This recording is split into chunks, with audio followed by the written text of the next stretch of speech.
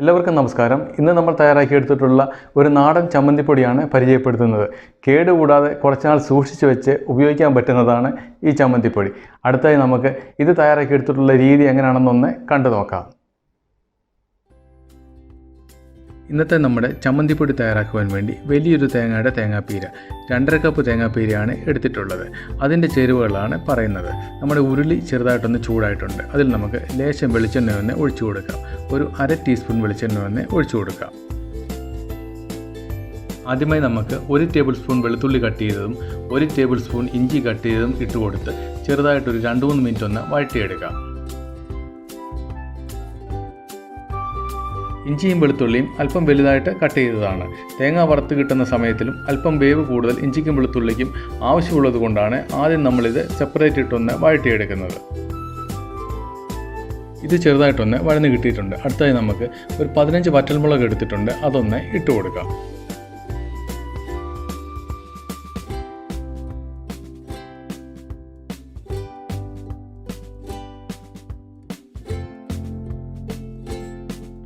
അടുത്തതായി നമ്മൾ എടുത്തു വെച്ചിട്ടുള്ള 2.5 കപ്പ് തേങ്ങാപ്പീര ഒന്ന് ഇട്ട് കൊടുക്കാം.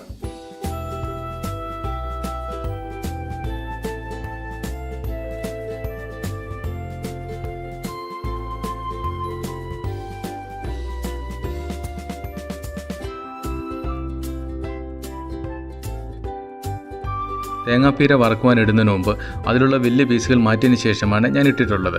കാരണം വലിയ പീസുകൾ ശരിക്കും വേവ് കിട്ടാതെ ഇതിനകത്ത് കിടക്കും. അതുകൊണ്ടാണ് അതെടുത്ത് മാറ്റിയിട്ടുള്ളത്. ഇത് നമുക്ക് മീഡിയം ഫ്ലെയിമിലിട്ട് തുടരെ ഇളക്കി കൊടുത്തുകൊണ്ടിരിക്കാം. ഹൈ ഫ്ലെയിമിലിട്ട് ചെയ്ത് കഴിഞ്ഞാൽ തേങ്ങയുടെ ഉള്ളു വേകാതെ പുറം ഭാഗം മാത്രമേ ഫ്രൈ ആയി കിട്ടുകയുള്ളൂ. തേങ്ങയിലെ വെള്ളമയമൊക്കെ ഒന്ന് പറ്റി ചെറുതായിട്ട് ഫ്രൈ ആകാൻ തുടങ്ങിയിട്ടുണ്ട്. ഇനി നമുക്ക് ബാക്കി ചേരുവകൾ ഓരോന്നായി ഇട്ട് കൊടുക്കാം. ഒരു നെല്ലിക്ക വലുപ്പത്തിലുള്ള പിഴിപുളി, വാളംപുളി എന്നാണ് ഞങ്ങൾ പറയുന്നത്. അത് നല്ലപോലെ കഴിയുന്നതിന് ശേഷം അത് ഇട്ട് കൊടുക്കാം.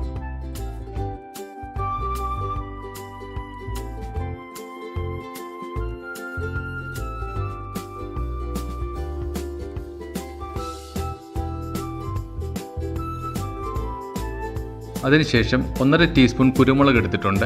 അതുകൂടി ഒന്ന് ഇട്ട് കൊടുക്കാം.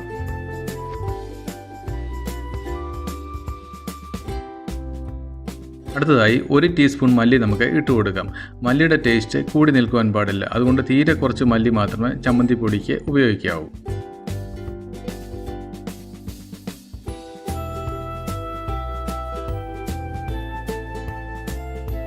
കുറച്ച് ഉപ്പ് കൂടി ആഡ് ചെയ്ത് കൊടുക്കാം. തീ കൂട്ടിയിട്ട് പെട്ടെന്ന് ചെയ്തെടുക്കുവാൻ ശ്രമിക്കരുത്. തീ കുറച്ച് വെച്ച് സാവധാനം ഇളക്കി കൊടുത്ത് ചെയ്തെടുക്കേണ്ടതാണ് ചമ്മന്തിപ്പൊടി.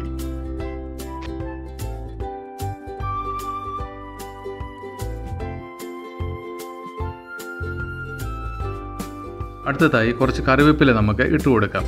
കറിവേപ്പിലയ്ക്ക് അങ്ങനെ പ്രത്യേകിച്ച് അളവൊന്നുമില്ല. കുറച്ച് കൂടുതൽ തന്നെ ഞാൻ ഇട്ട് കൊടുത്തിട്ടുണ്ട്. കറിവേപ്പില കുറച്ച് കൂടുതൽ ഇട്ട് കൊടുക്കുന്നതാണ് ചമ്മന്തിപ്പൊടിയുടെ ടേസ്റ്റിന് നല്ലത്.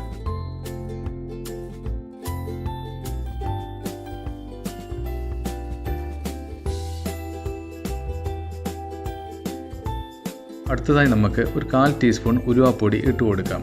ഇത് വറുത്ത് പൊടിച്ച് വെച്ചിരിക്കുന്ന ഉലുവാപ്പൊടിയാണ്. അതുകൊണ്ടാണ് അവസാനം ഇട്ട് കൊടുക്കേണ്ടത്. ഉലുവ ഹോളാണെങ്കിൽ നേരത്തെ ഇട്ട് കൊടുക്കേണ്ടതാണ്.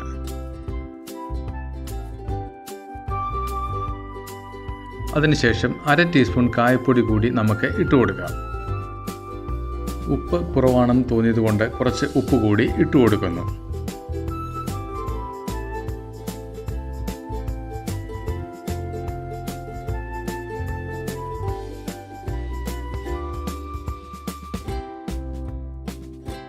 നമ്മൾ ഇട്ട് കൊടുത്ത ചേരുവകളൊക്കെ ഏകദേശം ഒന്ന് ഫ്രൈ ആയി വരുന്നുണ്ട്.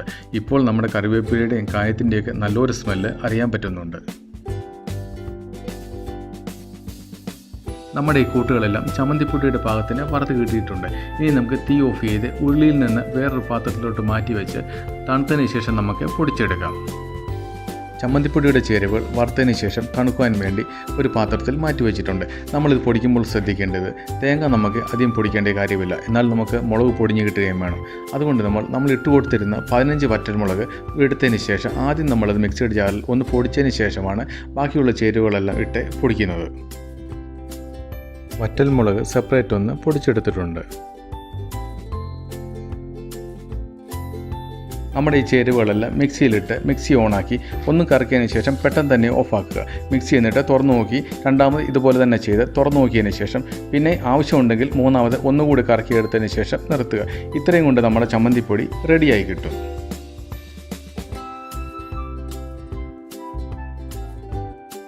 ഇന്നത്തെ നമ്മുടെ ചമ്മന്തിപ്പൊടിയുടെ റെസിപ്പി എല്ലാവരും ഒന്ന് തയ്യാറാക്കി നോക്കുക. അതുപോലെ വീഡിയോ ഇഷ്ടപ്പെട്ടാൽ ലൈക്ക് ചെയ്യുക, അഭിപ്രായങ്ങൾ അറിയിക്കുക, മറ്റുള്ളവർക്ക് കൂടി ഷെയർ ചെയ്യുക. അതുപോലെ തുടർന്ന് ചെയ്യുന്ന വീഡിയോകളുടെ നോട്ടിഫിക്കേഷൻ അപ്പോൾ തന്നെ ലഭിക്കുന്നതിന് വേണ്ടി സബ്സ്ക്രൈബ് ചെയ്തതിന് ശേഷം ബെൽ ബട്ടൺ എനേബിൾ ചെയ്ത് ഓൾ എന്ന ഓപ്ഷൻ കൂടി സെലക്ട് ചെയ്യുവാനും മറക്കരുത്. എല്ലാവർക്കും വീണ്ടും നന്ദി, നമസ്കാരം.